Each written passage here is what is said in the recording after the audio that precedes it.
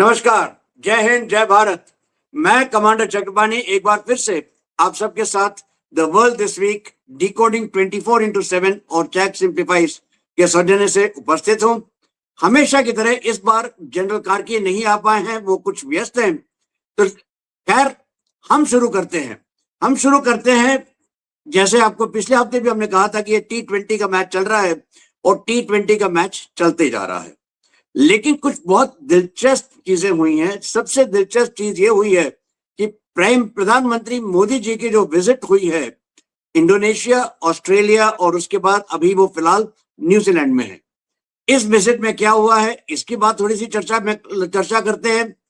फिर हम जरा अपनी दृष्टि हटाएंगे और ले जाएंगे उसको Persian gulf, Iran, Qatar, Saudi Arabia और टर्की खास करके इसलिए क्योंकि वहां पे नेटो का एक बहुत मीटिंग हुई थी और उसमें काफी कुछ फुलझड़ियां पटाखे उड़े थे।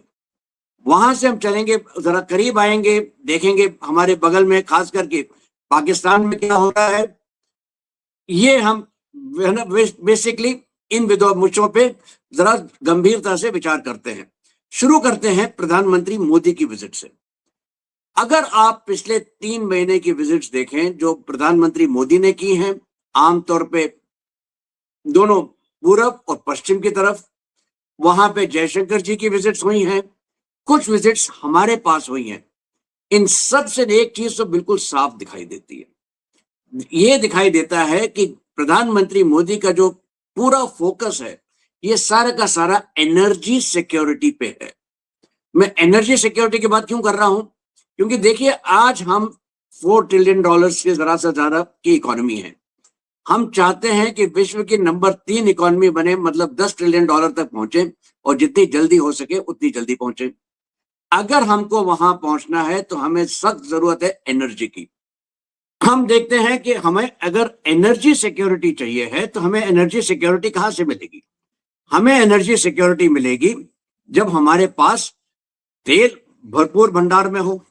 दूसरा, हमें चाहिए है सोलार, हमें चाहिए है न्यूक्लियर एनर्जी की आज की हमारी क्षमता 8 गीगावाट से जरा सी ज्यादा है। हम चाहते हैं इसको बढ़ा के 100 गीगावाट करें, वो भी 2047 तक। अगर हमको ये करना है तो हमें बहुत सख्त जरूरत है यूरेनियम की, और यूरेनियम हमारे पास नहीं है।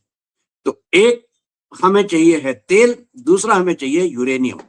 और इसी वजह से आप देखिए मोदी जी का जो विजिट्स हैं, और खास करके ये वाली विजिट जो है ये बहुत अहमियत रखती है।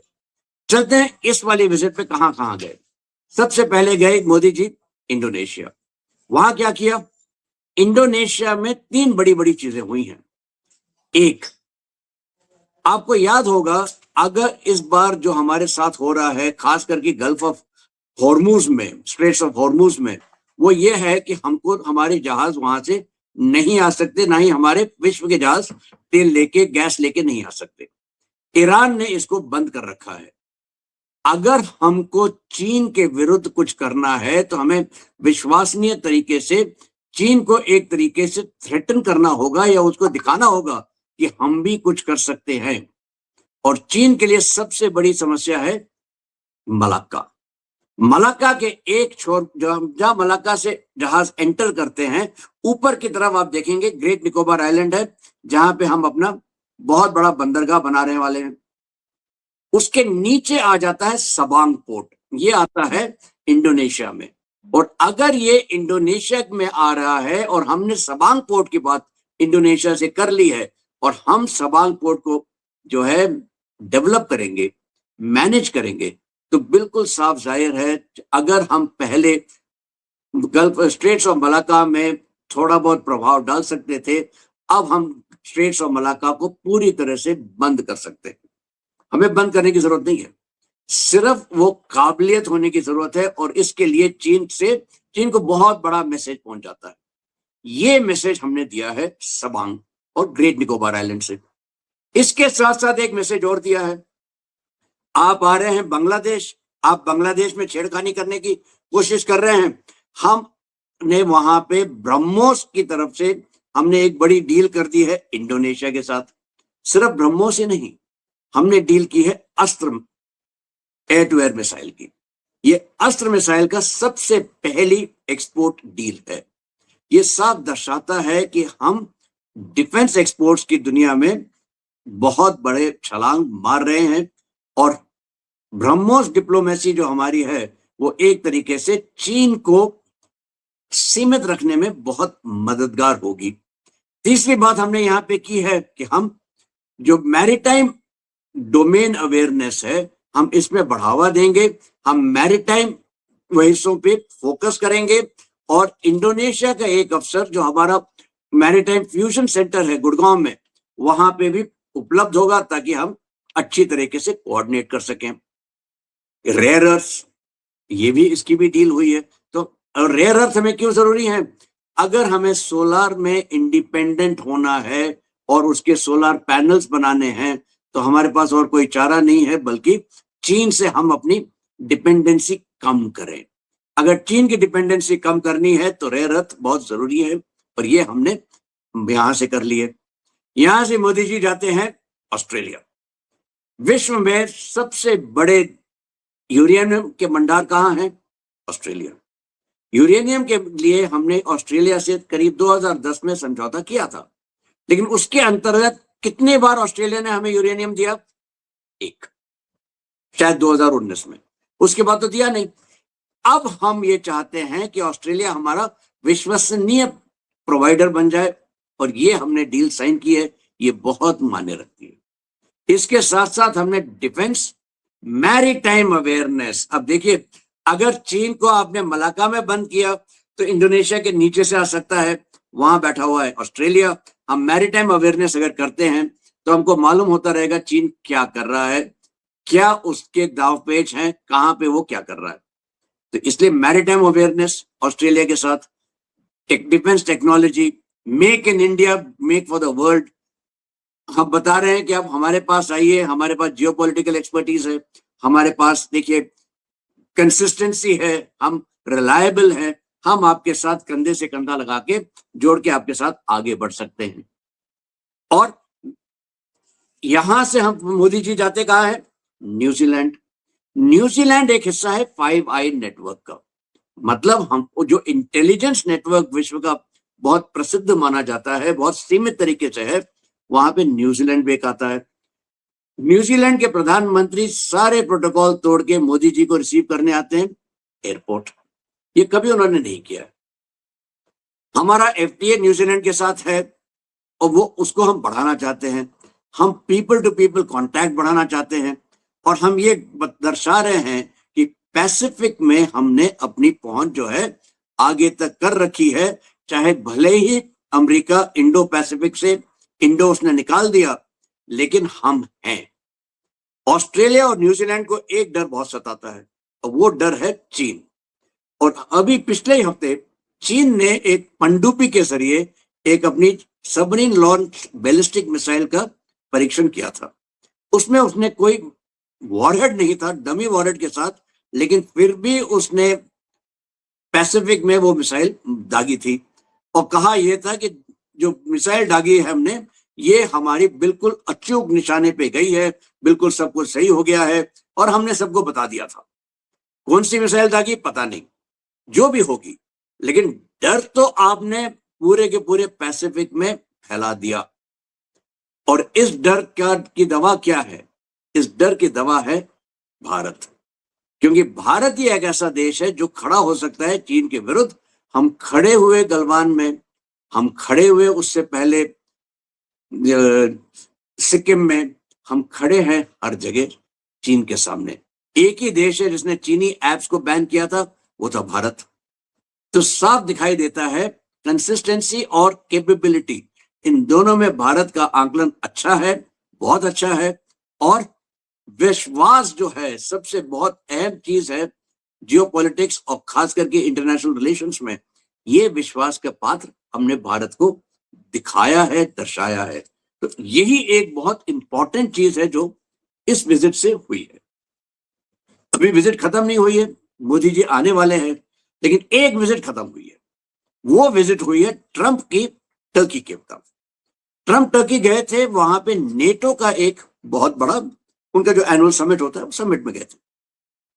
वहां पे बहुत सारी फुलझड़ियां उड़ी हैं, पटाखे उड़े हैं, इतना ज्यादा हुआ है वहां पे कि आप देखिए टर्की ने सबसे पहला काम बहुत अकलमंदी के साथ किया कि ट्रंप को बहुत खुश करने के लिए जो जो कर सकते थे उन्होंने किया।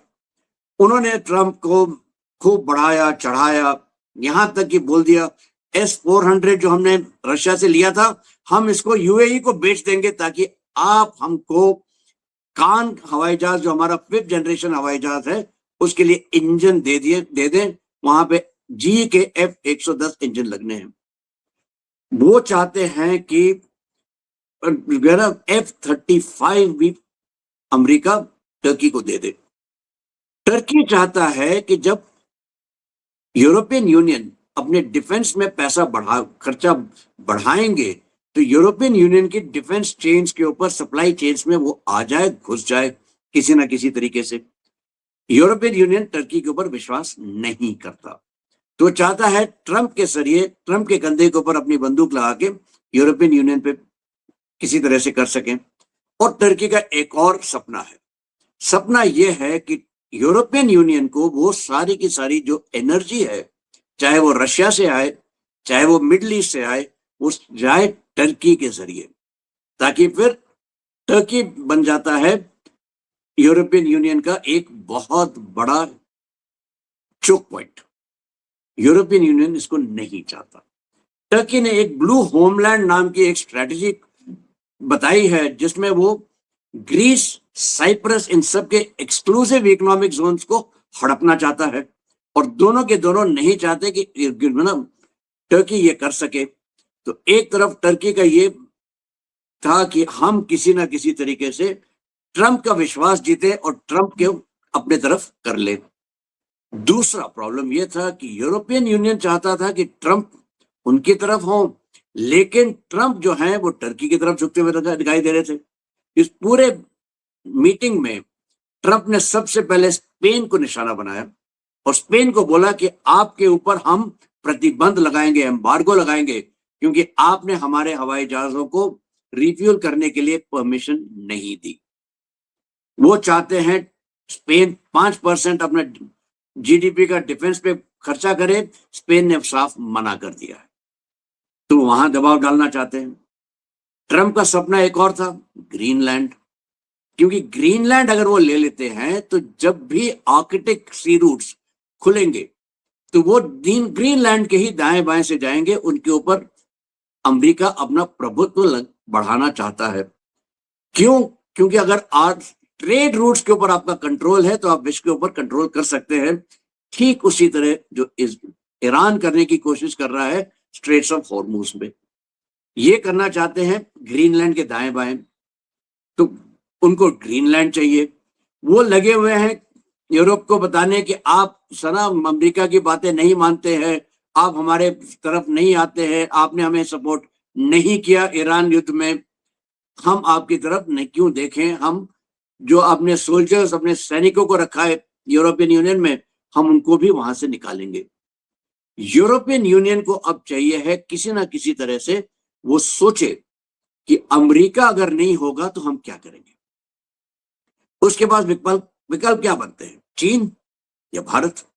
चीन में उसने बहुत ज्यादा इन्वेस्टमेंट कर रखा है और चीन ने यूरोपियन यूनियन के अंदर काफी कुछ अंदर घुस के बैठा हुआ है, लेकिन चीन के साथ उनका विश्वास जो है वो नहीं है। बचता है सिर्फ भारत, इसीलिए वो मदर ऑफ ऑल डील्स हुई थी। भारत के पास क्या है? भारत के पास लोग है, जो है ना मैन पावर है, स्किल्ड मैन पावर है जो हम दे सकते हैं। हमारे पास जमीन है, क्योंकि हम इस जमीन में हम बना सकते हैं जो भी उनके फैक्ट्रीज बनाने हैं। हमारे पास स्केल है, ज्यादा से ज्यादा चीजें हम कर सकते हैं। यूरोपियन यूनियन के पास क्या है? टेक्नोलॉजी। उनके पास है पैसा, उनके पास है जरूरत, जो क्योंकि वो जरूरत इसलिए है क्योंकि उनको 5% अपना डिफेंस बजट वेपन्स पे करना है और वो नेटो ग्रेड वेपन्स होने चाहिए। और अमेरिका के पास इतनी क्षमता नहीं है कि वो सारे यूरोप की डिमांड पूरी कर सके, तो उनको चाहिए एक और स्रोत, एक और सोर्स जहां से वो ये चीजें बनवा के अपने पास ला सकें। हाँ, वो स्रोत बनता है भारत। तो डिफेंस के एरिया में और यूरोप को करीब करीब $100 बिलियन का खर्चा करना है सिर्फ डिफेंस पे अगले कुछ सालों में। भारत तो यही देख रहा है, और भारत के पास ये सारी चीजें हैं जो यूरोप को चाहिए, और सबसे ज्यादा चाहिए है विश्वास, ये भारत के पास है। इसीलिए यूरोपियन यूनियन भारत की तरफ आ रहा है, और उनको दिखाई दे रहा है कि भारत एक उनके पास ऑल्टरनेटिव है, एक ऐसा ऑल्टरनेटिव जो अमेरिका और चीन के बगैर भी पूरा उनकी जरूरतें पूरी कर सकता है। तीसरी बात यहाँ पे ये हो रही है कि आपको, जैसा मैंने कहा था, ब्लू होमलैंड की जो बात हो रही थी, वहां पे इजराइल के खिलाफ भी एर्दोगन ने बहुत से बयान दिए हैं। इजराइल भी उखड़ा हुआ है, ग्रीस उखड़ा हुआ है, साइप्रस उखड़ा हुआ है, और वो चाहते हैं हेक्सागोन बन जाए जिसमें ग्रीस, साइप्रस, इजराइल, आर्मेनिया, शायद भारत और एक और देश जिसका नाम नहीं लिया गया है, ये मिलके एक तरीके से अलायंस तो नहीं कहूंगा, पार्टनरशिप मान लीजिए, जिसमें इजरायली वेपन्स, भारत की इजराइल की टेक्नोलॉजी, भारत की एक्सपर्टीज और यूरोप की तरफ से पैसा, ये अगर इन सब का मिलन हो जाता है तो सबके लिए सिक्योरिटी की बल्ले बल्ले। ये चीज जो आपको दिखाई दे रही है, जो हो रही है। अगर ट्रंप ने टर्की में सब कुछ किया है तो ट्रंप पर्शियन गल्फ में भी कुछ कर रहे हैं। यहां पे देखिए, कुछ दिन पहले, महीना भर पहले एक एमओयू साइन किया गया था। वो एमओयू रोज टूटता है, वो रोज कोई ना कोई कुछ चुटपुट होता है। यहां पे अगर आप देखें, अगर आपको कृष्ण में विश्वास हो ना हो, आपको इतना विश्वास होना चाहिए कि दुर्योधन गलत काम तो करेगा ही करेगा। इस कहानी में दुर्योधन है ईरान। कुछ भी हो जाए, ईरान ने कुछ ना कुछ गड़बड़ तो करनी ही करनी है। और देखिए, ईरान ने कुछ दिन पहले 3 मालवाहक जहाज के ऊपर अटैक किया था। ये जहाज कहां से जा रहे थे? ये जा रहे थे ओमान के रास्ते से। ईरान कोशिश में ये था कि जो 2 रास्ते उसने बनाए, जो 2 रास्ते बनते हैं एक तरीके से, अगर आप देखें स्ट्रेट्स ऑफ हॉर्मुज में, एक को अगर आप नॉर्थ चैनल कहते हैं, जो ईरान के काशिम आइलैंड के दाएं बाएं से जाते हैं। आते जब आप अंदर जा रहे हैं तो उसके साउथ से नीचे से जाएं, जब बाहर आ रहे हैं तो ऊपर से आए। वो चाहता है कि वो ईरान के टेरिटोरियल वाटर से निकले ताकि उनके ऊपर पूरा कंट्रोल कर सके। अमेरिका चाहता है कि ये ना इस्तेमाल करके जो ओमान के पास है वो उस वाले रास्ते से आए, तो उसने ये ओमान का रास्ता बंद करने की कोशिश की। इसके जवाब में अमेरिका ने बंदर अब्बास, चाबहार, सब जगह पे बमबारी की, वहां पे काफी चीजें नष्ट की। फिर कहा नहीं, अब हम समझौता कर लेते, लेकिन फिर से शुरू हो गई ये बात। कल खबर आई थी कि अमेरिका, ट्रंप ने कहा है कि ईरान को लगा है कि हमसे बहुत बड़ी गलती हो गई है, हमें माफ कर दीजिए। तो अमेरिका ने उसको थोड़ा सा समय दिया, 1 हफ्ते का, कि आप पब्लिकली डिक्लेयर करिए कि आपसे गलती हुई है, पब्लिकली बताइए कि आप आगे से ये ना करेंगे, फिर हम आपके साथ नेगोशिएशन आगे बढ़ाएंगे। आज सवेरे सवेरे खबर आती है कि ईरान ने कतर के ऊपर फिर अटैक कर दिया है। तो ये तो चलता रहेगा, और ये चलता इसलिए रहेगा कि दोनों पक्ष, इससे पहले कि कोई संधि हो, कोई ट्रीटी एक्चुअली हो, अपने अपनी पोजीशन को, अपने अपनी जगह को मजबूत करना चाहते हैं। ईरान चाहता है कि हॉर्मुज पे कंट्रोल कर ले, अमेरिका चाहता है कि हॉर्मुज पे कंट्रोल ना हो। अमेरिका ने वैसे ही ईरान को बहुत सी छूट दे रखी है, उसके बावजूद लगता नहीं कि ईरान खुश है। लेकिन ईरान में अपनी समस्या है। ईरान में वैसी खबरें आ रही हैं कि IRGC और पॉलिटिकल क्लास के बीच में झड़प हो रही होती रहती है। वहां पे वहीदी जो है IRGC के, वो लगे हुए हैं कि हम नष्ट कर देंगे। ये चाहते हैं कि हम किसी ना किसी तरह से सुलह कर ले ताकि हमें समय मिल जाए, हमें पैसे मिल जाए कि ईरान को फिर हम खड़ा कर सकें।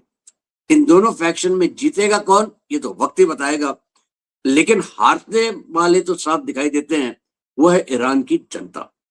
क्या यही जनता कल, परसों, जब भूखी होगी तो क्या वो इसी रेजिम को पूरी तरह से नष्ट करके फिर से खड़ी होगी? अमेरिका तो यही चाहता है, इसलिए वो सब ये सब है ना कहीं संयम दिखाने की कोशिश करता है, या फिर इतनी बमबारी करता है, उसको लगता है कि शायद इस बार जनता खड़ी हो जाए। लेकिन अब तक तो ये हुआ नहीं है। आगे क्या क्या होगा ये तो वक्त ही जाने। लेकिन हम इतना जरूर जानते हैं, वक्त पाकिस्तान की तरफ है ना अच्छी निगाह से नहीं देख रहा। पाकिस्तान में जहां देखें वहां पे बर्बादी दिखाई देती है। पीओजेके में जैसा ह्यूमैनिटेरियन क्राइसिस चल रही है वो और बिगड़ती जा रही है। यहां तक कि ब्रिटेन में जहां पे पाकिस्तानी हमेशा भारत के खिलाफ अपने नारे लगाते थे, वहां पे आंदोलन होते थे, मार्च होता था, 50,000 लोग पाकिस्तान के खिलाफ वहां पे मार्च कर रहे थे। आमतौर काफी सारे इनमें मीरपुर के हैं, उनको मीरपुरी कहते हैं, और मीरपुरी कट्टर एंटी इंडिया थे, भारत के विरुद्ध थे। अब वो पाकिस्तान के विरुद्ध हो रहे हैं। यहां तक कि जो सरदार अमन खान हैं, पीओजेके के जेएएसी के लीडर, उन्होंने साफ साफ भारत से दरखास्त की है कि आप हमें खाना मुहैया कराइए, दवाइयां मुहैया कराइए, अगर हो सके तो एलएसी को थोड़ी देर के लिए खोल दीजिए ताकि हमारे लोग आ जा सके और खाना ले सके। क्या ये भारत को करना चाहिए? क्या हम विश्वास कर सकते हैं? क्या ये नहीं होगा कि इसी की आड़ में पाकिस्तान के उग्रवादी यहां आ जाएंगे और फिर कुछ ना कुछ करेंगे? भारत को इसके ऊपर विचार करना है। मेरा अपना मशवरा ये होगा कि हमें टोकन हेल्प तो जरूर करनी चाहिए, हमको पॉलिटिकल हेल्प जरूर करनी चाहिए, डिप्लोमेटिक हेल्प करनी चाहिए, लेकिन बलूचिस्तान वहां तो आग ही आग है। अभी हाल ही में हुआ यह है कि वहां एक मोंगी डैम है, उसके पंप हाउस में बड़ा सा अटैक हुआ। इतना बड़ा अटैक हुआ कि कहते हैं 42 लोग मारे गए, 42 पुलिस वाले मारे गए। 18 इनमें से पहले बंदी बना के ले गए थे, इनके वीडियोस दिखाए गए और उसके बाद उनको भी मार दिया गया। पिछले ही हफ्ते पसनी में कोस्ट गार्ड के जो वहां पे ये था स्टेशन था, उसके ऊपर अटैक हुआ, वहां भी 12-13 कोस्ट गार्ड के कर्मी को मारा गया है। तो साफ दिखाई दे रहा है बलूचिस्तान में तो आग ही आग है। ये इतनी आग लगी है कि वहां पे जो लोग हैं वो तो ये चाहते हैं कि बलूचिस्तान से पाकिस्तान बाहर जाए। अगर पाकिस्तान बलूचिस्तान से जाएगा तो चीन क्या करेगा? क्योंकि चीन ने तो अरबों डॉलर खर्च कर रखे हैं सीपीईसी के नाम पे, ग्वादर पोर्ट को डेवलप करने में। उधर अमेरिका और चीन रिकोडेक और सैंडेक के ऊपर इन्वेस्टमेंट कर रहे हैं। इन सब का क्या होगा ये वक्त बताएगा, लेकिन साफ दिखाई दे रहा है कि बलूचिस्तान से तो पाकिस्तान हाथ धोता हुआ दिख रहा है। एक तरफ लग रहा था कि पाकिस्तान ने अपनी नेगोशिएशन स्किल्स दिखाई थी, अमेरिका और ईरान के बीच में नेगोशिएट कर रहा था, लेकिन क्या हुआ उस नेगोशिएशन का? फिलहाल नेगोशिएशन हो रहे हैं ओमान में। कतर ने साफ कह दिया है ईरान को कि आप हमसे बात ना करें, आप तो हमारे ऊपर अटैक किए जा रहे हैं। ओमान फिर कुछ करने की कोशिश कर रहा है, पाकिस्तान तो कहीं दिखाई ही नहीं दे रहा। क्या इसका ये मतलब निकाला जाए जो पाकिस्तान को पैसे मिल रहे थे, जिसके लिए वो ट्रंप के गोद में बैठा हुआ था या चीन के तलवे चाटता था, क्या होगा नेक्स्ट? अंदरूनी मामलात हैं, बिगड़ते जा रहे हैं, पानी की किल्लत हो रही है। उसने चीन से दरखास्त की, गुहार लगाई कि आप कुछ करिए। विक्टर गो नाम के चीनी एनालिस्ट हैं, उन्होंने कहा कि हम आपका, अगर आप पाकिस्तान का पानी बंद करेंगे, ये मत भूलिए ब्रह्मपुत्र हमारे जरजमीन से निकलता है, ये मत भूलिए इंडस भी है, हम रोक सकते हैं। एक बहुत बड़ा डैम ब्रह्मपुत्र पे चीन बना रहा है, लेकिन क्या वो कुछ कर सकता है? इंटरेस्टिंग बात यह है कि ब्रह्मपुत्र में जो पानी आता है तकरीबन 20% आता है चीन के अंदर से, बाकी तो हिंदुस्तान के अंदर से आता है। तो अगर वो कुछ कर भी पाएंगे तो उस 20% पे करेंगे। दूसरा, अगर वो इतना बड़ा डैम बनाएगा, इतनी बड़ी स्टोरेज बनाएगा, और कोशिश ये है कि 30 गीगावाट से ज्यादा बिजली वहां पे पैदा करे, ये बिजली लेके कैसे जाएगा? टेरेन तो बहुत खराब है। उसके साथ साथ ये हमारे हिमालय की पहाड़ियां जो हैं, ये यंग जियोलॉजिकली बहुत जवान है। यहाँ पे बहुत कुछ हो सकता है शॉर्ट नोटिस पे। अगर वो होता है और यहाँ पे अर्थक्वेक आता है या ग्लेशियर लेक फटने का आता है, तो आपको याद होगा कुछ साल पहले हिंदुस्तान में एक ग्लेशियर लेक फटी थी तो बहुत तबाही मचाई थी। अभी पाकिस्तान में एक डैम बह गया है। तो इस तरीके से मुझे नहीं लगता कि चीन की ये धमकियों से कुछ होने वाला है। और हिंदुस्तान ने वैसे ही अपर सियांग और लोअर सियांग में हम लोग बांध बना रहे हैं, इसको हम पुल पुश तरीके से करेंगे। जब चीन पानी छोड़ेगा हम स्टोर कर लेंगे, जब वो पानी नहीं होगा और पानी यहाँ पे कम होगा तब यहाँ से पानी छोड़ेंगे, फिर वो पानी छोड़ेगा हम फिर स्टोर कर लेंगे। ये हम कर पाएंगे। तो पाकिस्तान का जो ओवरऑल सिचुएशन है, मुझे तो ऐसा लगता है कि हिंदुस्तान को सिर्फ बगल में बैठ के नींबू पानी पिए, मूंगफली खाएं और पाकिस्तान को टूटते हुए देखते रहे। ये सब आपको देखने से बिल्कुल साफ क्या दिखाई देता है? साफ दिखता है कि एक तरीके से भारत जो है एक आर्क ऑफ सस्टेनेंस कह लीजिए, आर्क ऑफ ट्रस्ट कह लीजिए, आर्क ऑफ कॉन्फिडेंस कह लीजिए, शुरू होता है। वो आर्क एक कोने में ग्रीस, साइप्रस और अर्मेनिया से, इजराइल से होता हुआ सेशल्स, ओमान, यूएई, वहां से होता हुआ ग्रेट निकोबार आइलैंड्स, आपका सबांग पोर्ट, और उसका एक हिस्सा चला जाता है ऊपर वियतनाम, मलय, फिलीपींस और जापान, और एक हिस्सा आ जाता है हल्का सा नीचे ऑस्ट्रेलिया और न्यूजीलैंड। इस तरीके से हमने, अगर चीन ने हमारे लिए स्ट्रिंग ऑफ पर्ल्स की कोशिश की है, हमने ये arc of confidence, arc of trust, arc of sustenance की कोशिश की है।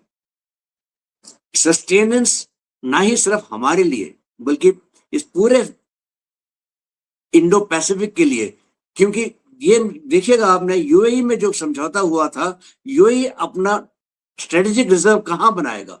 भारत में। पैसे कौन देगा? यूएई। तो मतलब एक तरीके से आपके पास एक बहुत बड़ा तेल का भंडार भारत के अंदर होगा। अगर कोई समस्या होती है हम इंडो पैसिफिक को फीड कर सकें, और यूएई से हमारे पास, और ओमान और यूएई से पाइपलाइन का प्लान चल रहा है। क्रिटिकल मिनरल्स, यूरेनियम की बात चल रही है, हमने कनाडा से एग्रीमेंट कर लिया है, अब ऑस्ट्रेलिया से हो गया है। अगर हम फास्ट ब्रीडर रिएक्टर भी बनाएंगे और हमको 100 गीगावाट बिजली का सपना पूरा करना है, तो वो कहां से होगा? हमें तो यूरेनियम चाहिए। हम इंतजार करें पहले रिएक्टर बने फिर हम करें? ये हमारी गलतियां पहले होती थी, अब वो नहीं होती हैं। अब पैरेलली सारे काम हो रहे हैं। आप चाहते हैं कि सारे डेटा सेंटर भारत में बने, एआई में भारत आगे चले, इस सब को चाहिए बिजली। हम चाहते हैं 10 ट्रिलियन डॉलर इकोनॉमी बने, चाहिए एनर्जी। इसी को तो सस्टेन करने के लिए, इसी को तो बनाने के लिए ये सारी चीजें हो रही हैं। और ये आर्क ऑफ कॉन्फिडेंस जो है, ये हमें उस दिशा में ले जाएगा। क्या इसका ये मतलब है जो अमेरिका ने पहले कहा था G2, मतलब अमेरिका प्लस चीन विश्व पे काम कर राज कर सकते हैं? क्या आज ये बन रहा है G-2, एक बड़ी ग्रुप ग्लोबल, बिना चीन के, बिना अमेरिका के। इसकी लीडरशिप कौन करेगा, इसका ढांचा कैसे बनेगा, ये सब तो वक्त ही बताएगा। लेकिन इस सब के बीच में हमारे लिए बहुत बड़ी चुनौतियां भी हैं।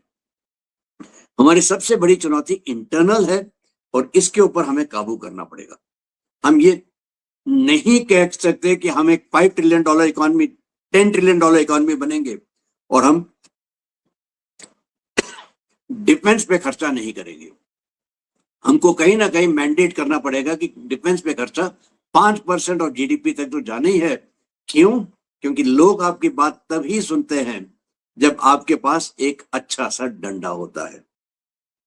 Bharat technology, capital, skilled man power, इन सब का मेल पैदा कर सकता है, मिला सकता है और एक ऐसी अद्भुत कृति कर सकता है जिससे हम एक तरीके से पूरे विश्व में शांति और बहाल और खुशहाली को बहाल कर सके। तो भाइयों बहनों, ये थी खबरें इस हफ्ते की, इनका विश्लेषण इंतजार कीजिए अगले हफ्ते तक। तब तक जय हिंद, जय भारत, नमस्कार।